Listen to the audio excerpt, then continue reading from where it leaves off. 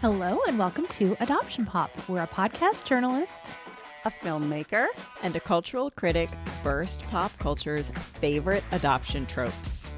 Because we're adopted, darling. Do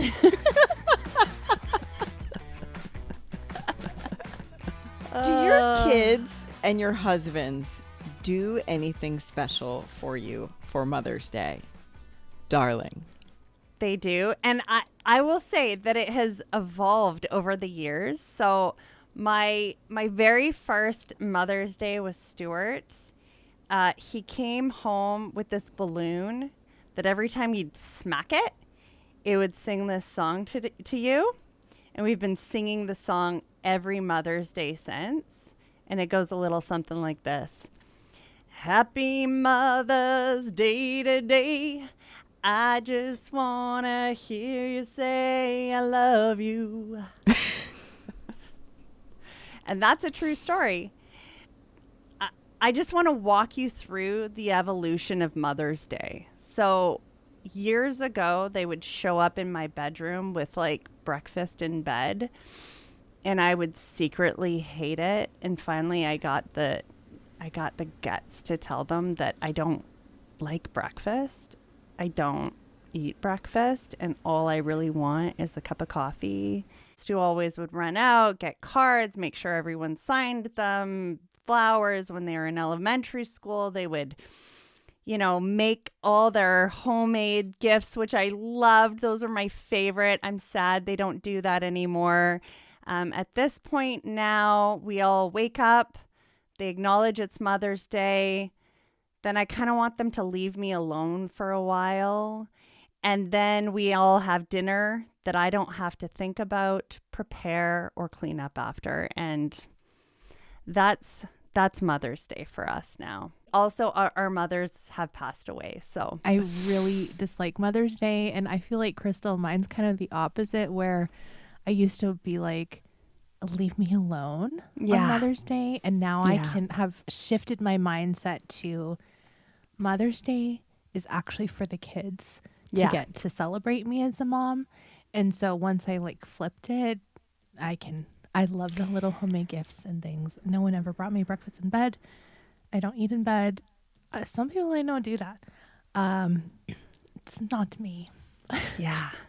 Are your kids still making the homemade gifts from school? I'm assuming my junior high kid hasn't. We'll see if the grade 6 kid has something TBD. Okay. Yeah. Right. I love those. Those are my favorite. Well, we know as adoptees, Mother's Day can carry with it a lot of complexity and a lot of tough emotions. So we decided to lean all the way into the discomfort with a film legendary critic Roger Ebert gave 1 star, calling it unremittingly depressing and writing, "I can't imagine who would want to subject themselves to this movie. Who picked this?" Mommie Dearest is the 1981 cult classic starring Faye Dunaway as actress Joan Crawford and based on the memoir of the same name by Crawford's adopted daughter Christina.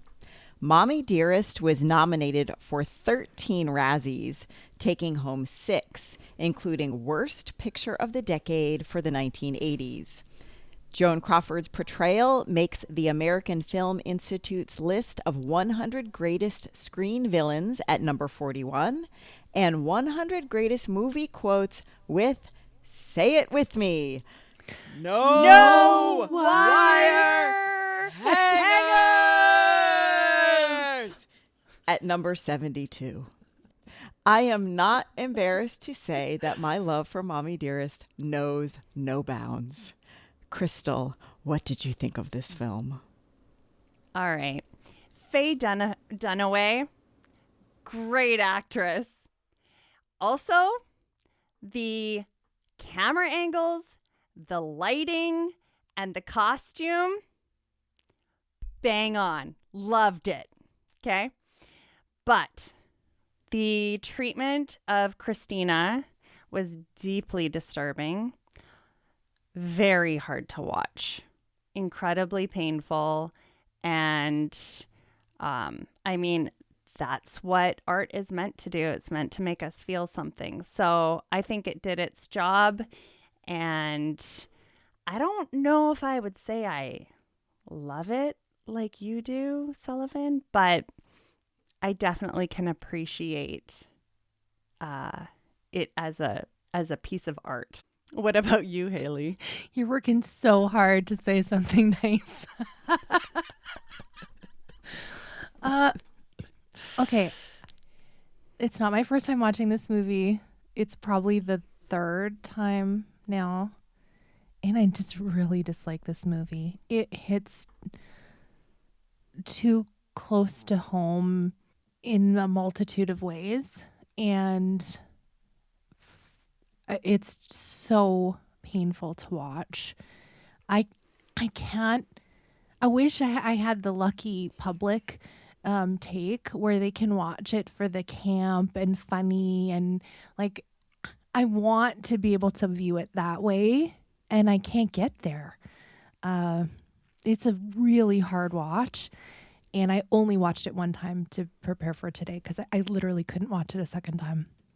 I also, so I love I wasn't joking when I said I love this movie. I don't know how many times I've seen it.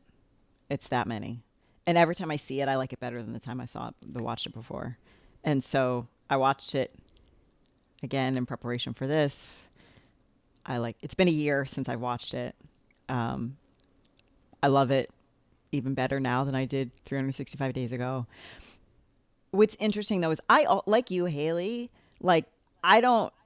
it's not the camp for me. And I think the first time I saw it, it came out in 1981. It used to be on TV all the time when I was a kid. That's when I first saw it. And I didn't understand what camp was at that time. And so for me, it was never the camp. I didn't find it funny at all. And I love it so much because it hits close to home for me. And, I will be talking a lot in this episode about physical abuse and mental abuse, psychological abuse. Physical abuse is a big part of this film. That is not my lived experience. I want to be really clear about that. That is not my lived experience. But the experience of a woman that everybody on the outside loves and lauds and thinks is wonderful, but is a totally different person behind closed doors. And this movie might be the first time I ever remember seeing that. And it's that part that really spoke to me and continues to speak to me now. So maybe we should start by just saying a few words about who Joan Crawford was. For people that don't know, she was a mid-20th century film star, like the height of glamour at the time. Had a string of very popular movies, was an Academy Award winner, and so was very, very well known for a long time in Hollywood, was Hollywood royalty. And as she reached middle age, she wanted to have children. She could not have children biologically. We do learn this in the film as well. And so she adopted. She wound up adopting 4 children. The first child she adopted was Christina. And this film is based on Christina's memoir titled Mommie Dearest that came out in 1978. Joan Crawford died in 77. Mommie Dearest, the book, came out in 78. It was then adapted for film in 1981. So that's a bit of the backstory. If we're talking about the book, I loved the book. We did a whole book club thing last year, Sullivan and I, on my Patreon, and I listened to the audio version of the book. I just loved it. And that love has not carried on to the movie. Well, because they're different, right? Again, the book is Christina's memoir. The film attempted to be a bit more balanced. According to those who made the film, tried to be a bit more balanced in the film. So the film is a different take than the book. So I don't know if now is the right time to bring it up, but I watched a Phil Donahue interview with Christina Crawford. And first of all, I love her. You know, she talked a lot about, because people kept asking her, like, did you write this as a revenge to your mother? She's not even here to defend herself. And Christina Crawford, who I believe went back to school, got a master's, she's very educated. She responded to all of the questions with such grace and from a place that she really has done her work and she had healed. And it, from my perspective of what the way she was answering the questions was just that she said, if I wrote this from a place of revenge, it would not be the book that it is. I wrote this, number one, to bring awareness to child abuse, especially within these glamorous settings where everybody just thinks that everything is perfect. And she says, you know, I loved my mother very much. We had good times. She seemed like she had worked through a lot of the forgiveness and understood that her mom didn't abuse her because she was just an evil human being. She also had a lot of trauma that she hadn't worked out herself, which does not excuse the behavior. Yeah, if you have a chance to go watch that Phil Donahue interview, it was really good. People asked some really hard-hitting questions, and there was people that came on and just plainly did not even believe Christina because they were such lovers and fans of Joan Crawford, and they just said, no, this isn't even true. And yeah, she is a great example of someone who took their story into their own hands and shared their experience in hopes of helping other people. I really respect that.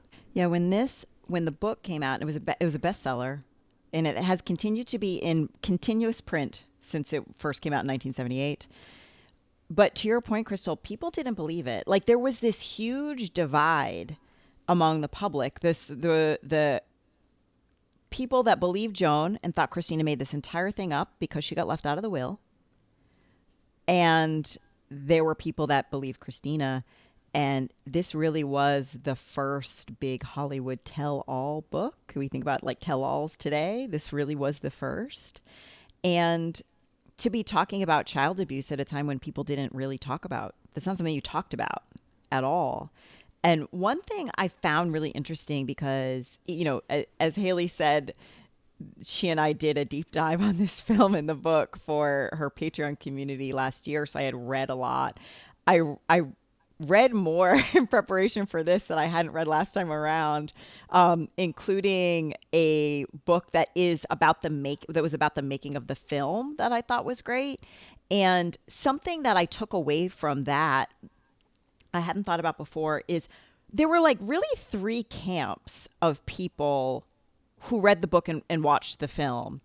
There was the it didn't happen camp, like people that were just simply like, Christina made it up. Like, she was not physically abused. She made it up out of revenge. But actually, that was the minority of people. That was like really only a very tiny fraction of people. The majority of people thought either like, so what? Like, yeah, like my parents hit me too. Like, that's what it is. Like, so what? Like, from a generational standpoint, like, why are you whining? And, oh, by the way, like, you're rich in their perception. Like, we're going to talk about that. Like, you're rich. You grew up in Hollywood. Like, so what if your mother hit you? I got hit too, and I didn't live in Hollywood. Or there were people that believed it happened, but believed that she should have been so grateful for having been adopted that, like, it didn't outweigh. Do you know what I'm saying? Like okay, so you didn't have a perfect childhood, but like, you know, you could have been in a ditch somewhere, so you should be grateful for it.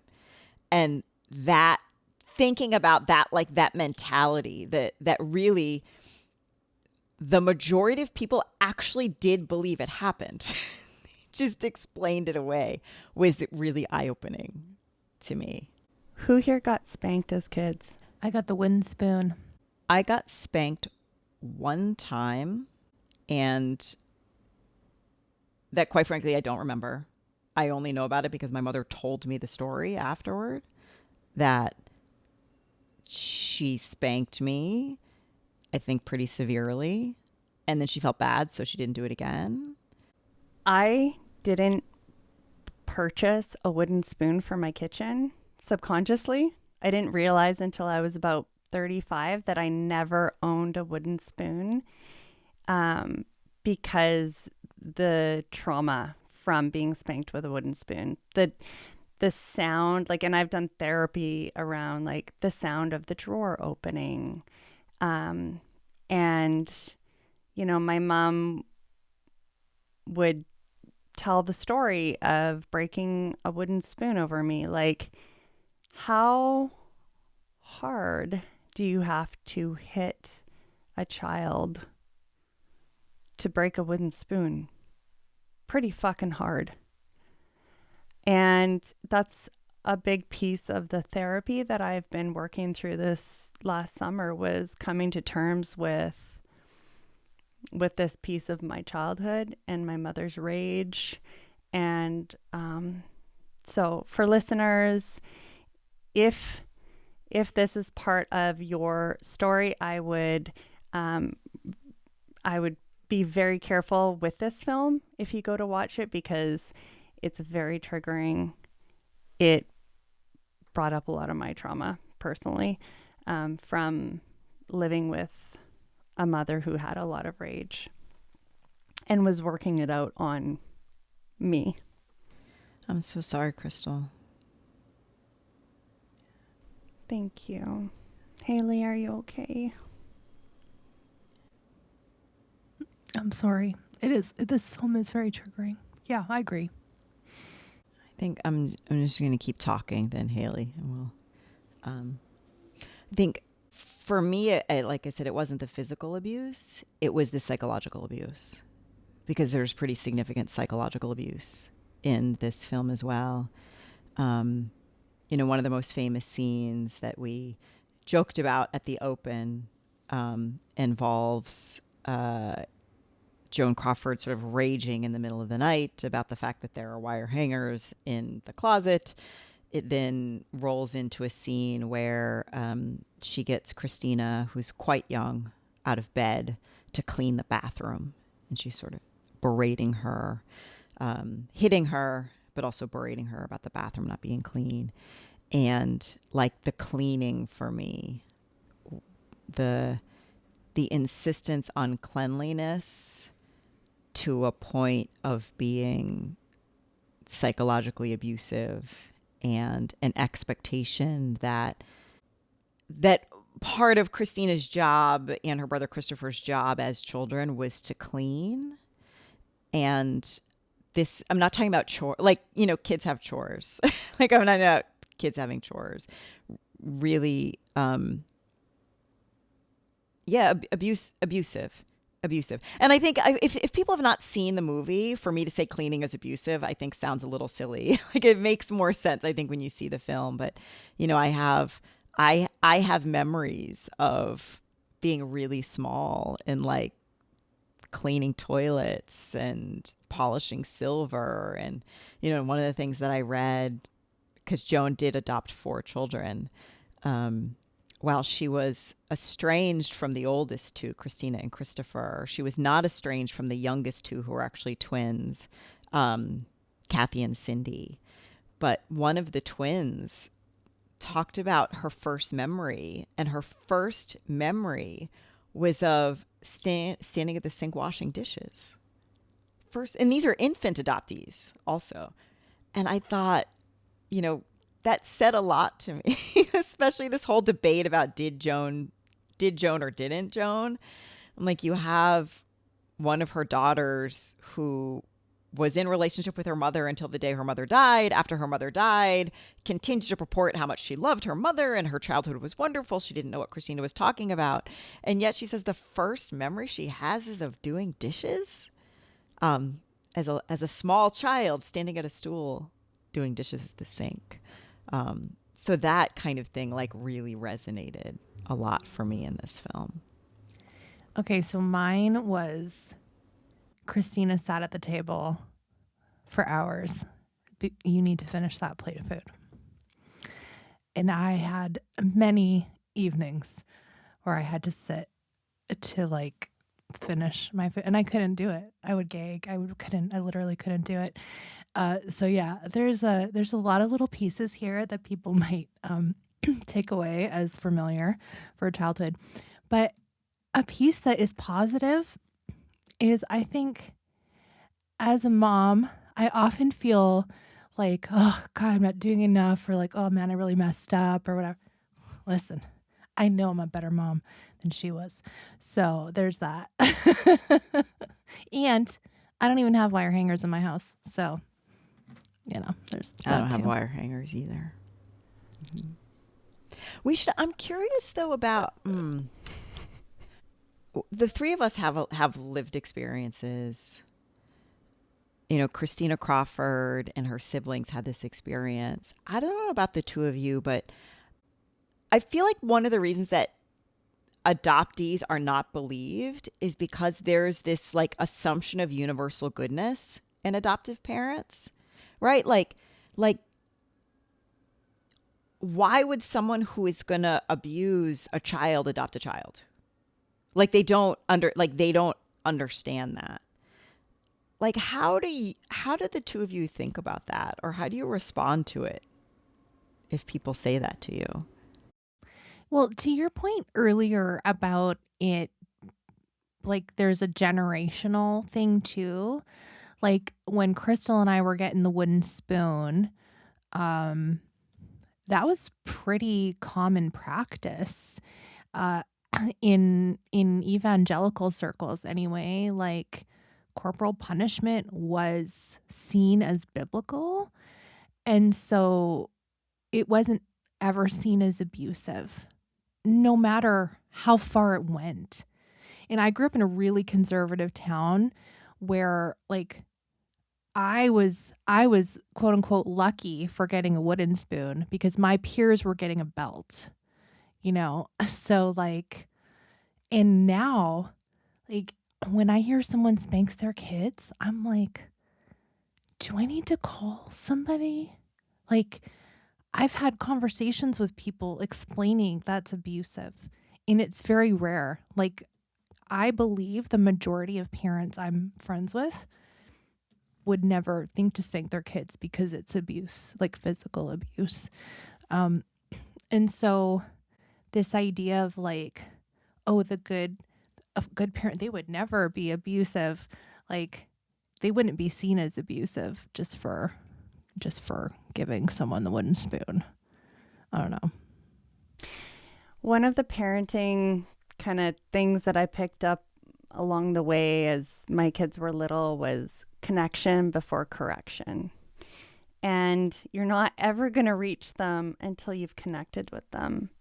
And I think the act of spanking a child severs that connection. It severs the trust.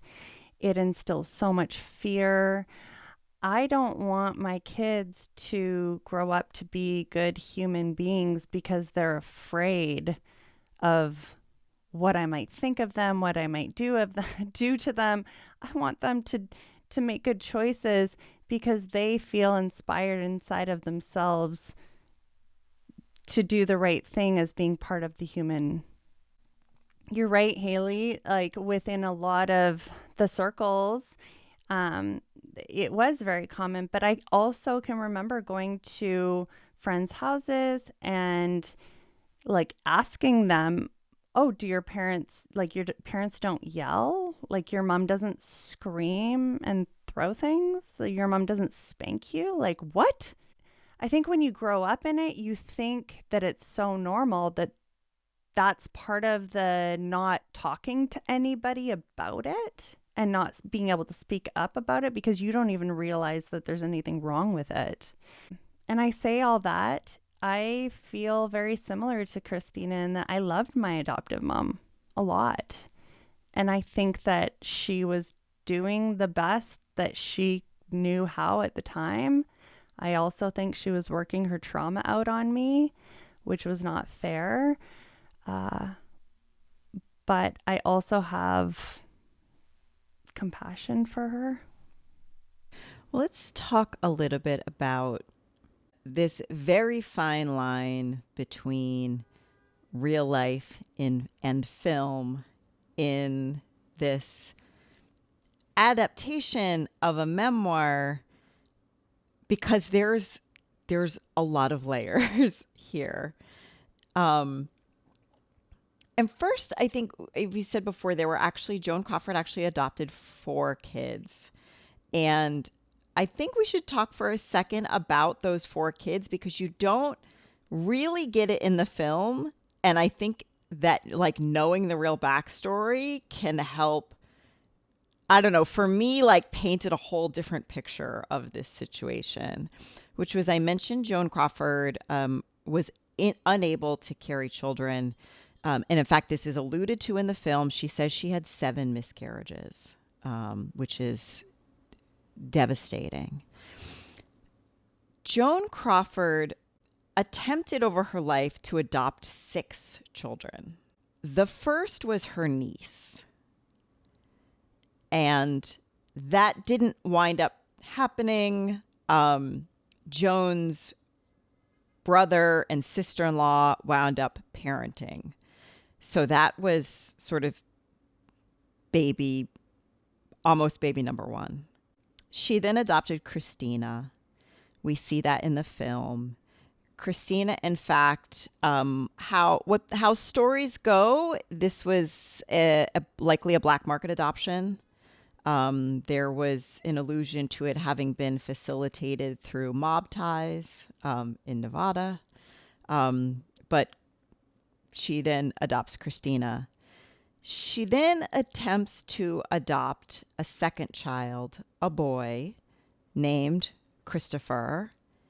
And Christopher's biological mother changes her mind and finds him and takes him back. And this causes Joan to have concern about losing her adopted children in the future. And from that point forward, will go on to falsify all of her children's birth dates so that their biological parents cannot find them. She then adopts another boy who is the Christopher we see in the film. So that is sort of the second child that she winds up with, and then goes on to adopt the twins 8 years later. So Christina and Christopher are very close in age. There are also a bunch of name changes that happen that we won't get into as well. Christina's name is Joan, and then it's changed to Christina. Christopher 2's name is Philip, then it's changed to Christopher. And then 8 years later, she adopts the twins, Kathy and Cindy. So all of this happens. When it comes time to make Mommie Dearest, though, I think we need to talk about Faye Dunaway as well. Not the first time this has happened on this pod, but Faye Dunaway adopted a child at the same time she was making Mommie Dearest. Isn't that wild? I had no idea. Surprise! Oh my gosh. You think she was inspired to adopt by Joan Crawford, playing Joan Crawford's character? She was method, though. They were both method. No, and I'm serious. We're laughing. Stop. No, but this is serious. No, okay. I'm laughing, but I am actually being serious when I say this. Both Joan Crawford and Faye Dunaway. Faye Dunaway looked up to Joan Crawford. She loved Joan Crawford. They were both method actresses. Super, super method. They both have reputations for being extraordinarily difficult on set, like really garnered a lot of hate from people in the industry that have worked with both of them. Both tremendous actresses, and also because of how they acted on set. Yeah, I'm pausing to see if either of you have anything to say about that. I don't know. That Mommie Dearest did not inspire me to go out and adopt children. But if it's your hero that did it, your hero who you look up to, and then you think, well, I won't have wire hangers in my house. This won't be a problem. Or I don't know. That is so bizarre. The fact that it's sort of concurrent. Can you tell in the timeline? Like, was she already planning to adopt before the? Do you know? I don't know exactly, because well, what we don't know is when she began the process to adopt. Her son is named Liam. Faye Dunaway's son is named Liam. We don't know when exactly she took that process on, but Liam was adopted as an infant, and Liam was born in 1980. So really, it's the same. And this film was released in 81. Give me a second. I can tell you when they started filming. This is my book. With all the little tabs. You were really dedicated. We're not going to have time. To your research. You have no idea. You have no idea like how much research I have into this. It all comes from a place of love. I did the least amount. The least. I watched it and I did my nails at the same time because I couldn't fully focus on this film. So basically, Faye Dunaway was probably like, whatever Joan Crawford did, I'm going to do the opposite of that. They went through several possible directors before they finally landed on the director, but they were going through directors in summer of 79. It's the same time. It all was happening at the same time. And I will also say that when it came out, so People magazine broke the story that Faye Dunaway had a baby. And initially they lied about the fact. They said that she birthed the child at first. They lied about it at first. And then after they came out and said that he was adopted. How much after? I don't know. I mean, it wasn't a lot. It wasn't like years. It was not like years or anything like that. But so here's why I raise that. Here's why I raise that, because I'm not trying to talk ill of other adoptees. But Faye Dunaway did not believe Christina. Here's the other thing that was really super interesting, especially for a method actress. Faye Dunaway spoke with everyone living who had worked with Joan, who had interacted with Joan. And again, this is close in time after Joan's death, right? So everyone's still alive at the time. She spoke with everyone except Christina. Faye Dunaway never spoke to Christina. Which, okay, I'm not going to say what I think about that. What do you think about that? Well, she didn't want to know the truth, right? She didn't want to. And what about the staff that worked in the home? Like, they knew all of that was going on. Even Christina talked about that in her interviews, saying that the staff was fully aware. Even people in Hollywood were fully aware. Her mom didn't always contain her rage. Yeah, there were a lot of people that aligned themselves with Christina. There's a lot of people that aligned with themselves with Christina and said that it happened. For sure.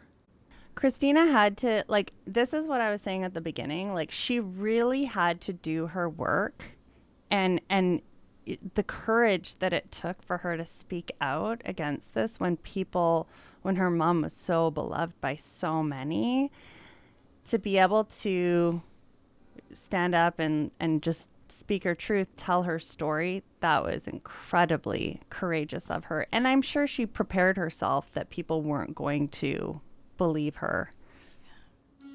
Well, and she started, a lot of the people that said that it didn't happen, or the Joan apologists, thought that she was doing this out of revenge because she and Christopher were left out of the will.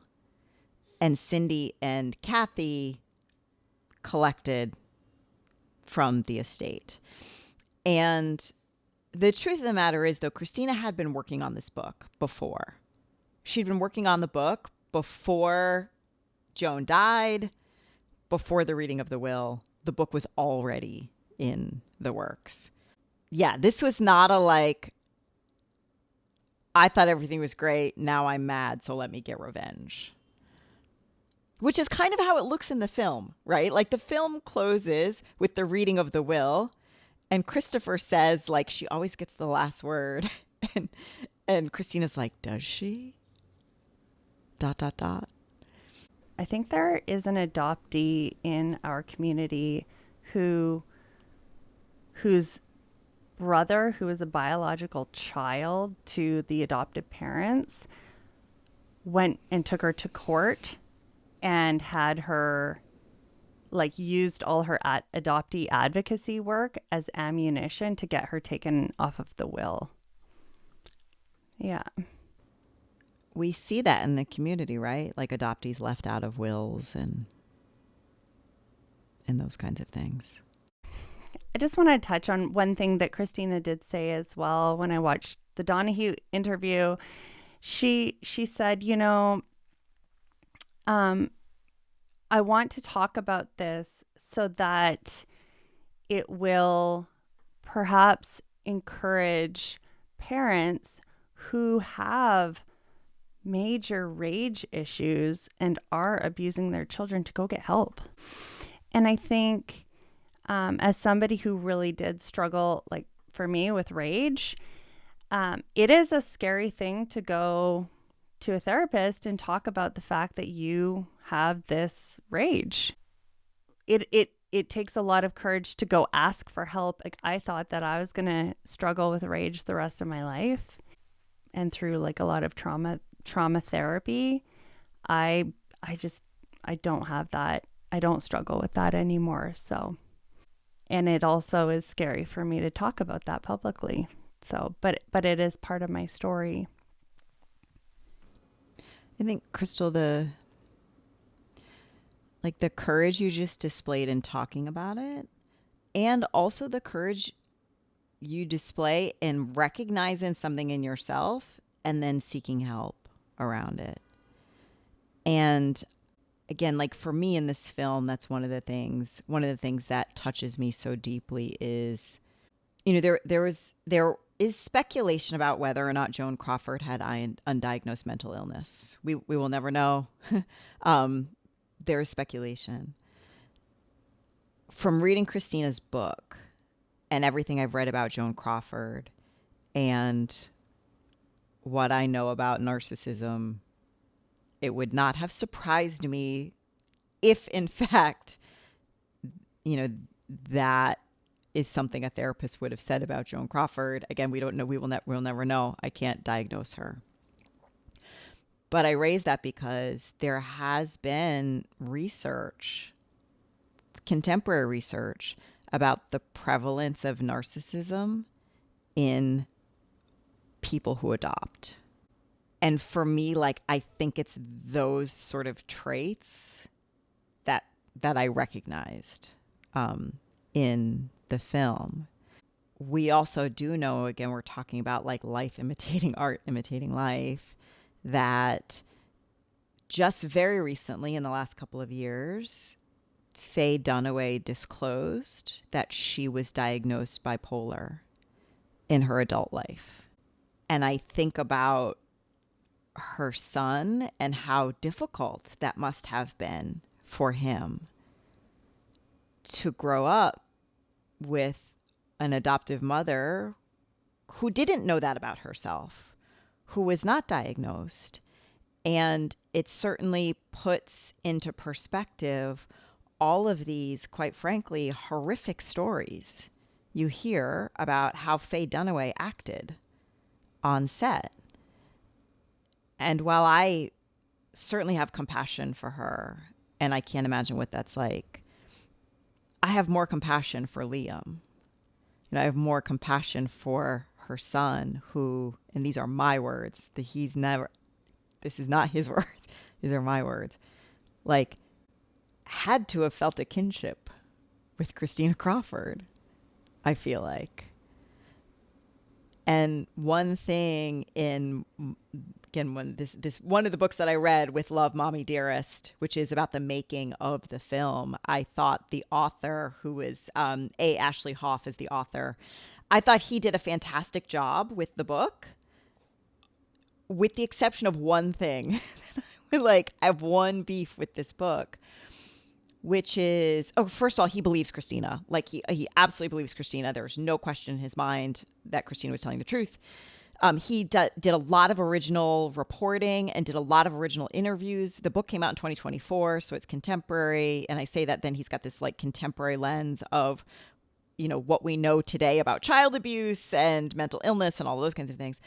But like he says, in talking about the fact that both women were adoptive mothers, he said, well, there's one thing that's different, which is, Faye Dunaway's son, Liam, like, is seen out and about with his mother. Like, he sort of implies that like, but Faye is a much better mother than Joan was, as evidenced by the fact that like Liam appears with her in public.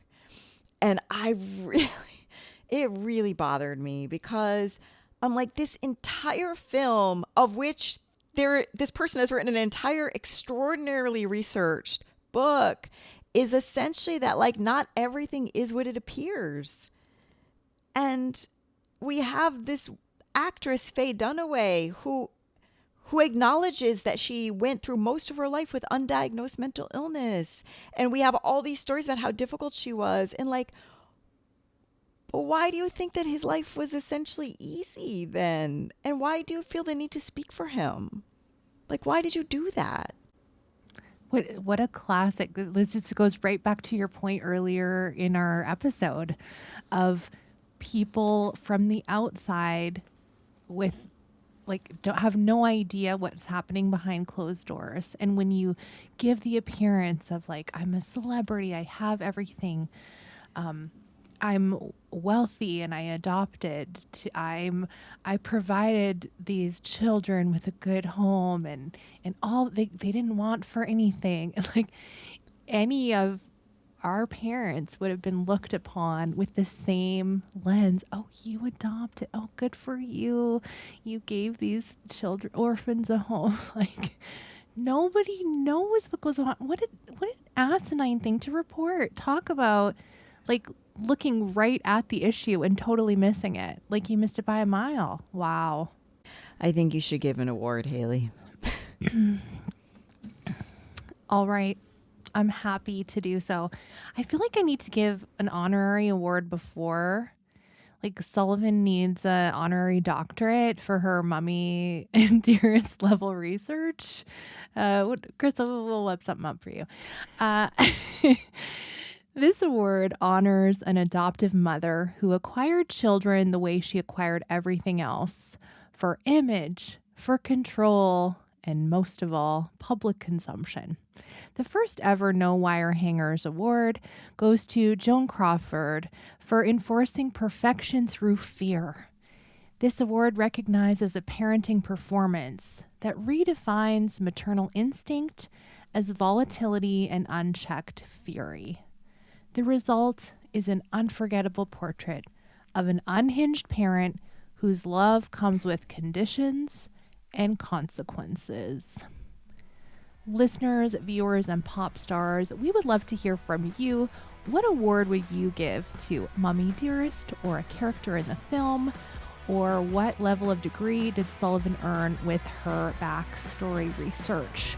Leave your comments for us on Instagram or YouTube. Adoption Pop is podcast journalist Haley Radke, filmmaker Kristal Parke, and cultural critic Sullivan Summer.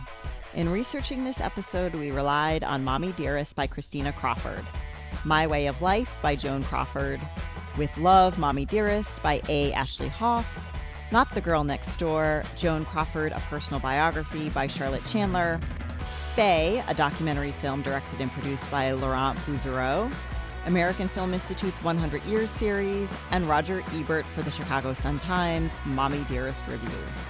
If you like what we do, drop us a rating on your podcast app, find and follow us on Instagram and TikTok, and let us know what you want us to cover in future episodes.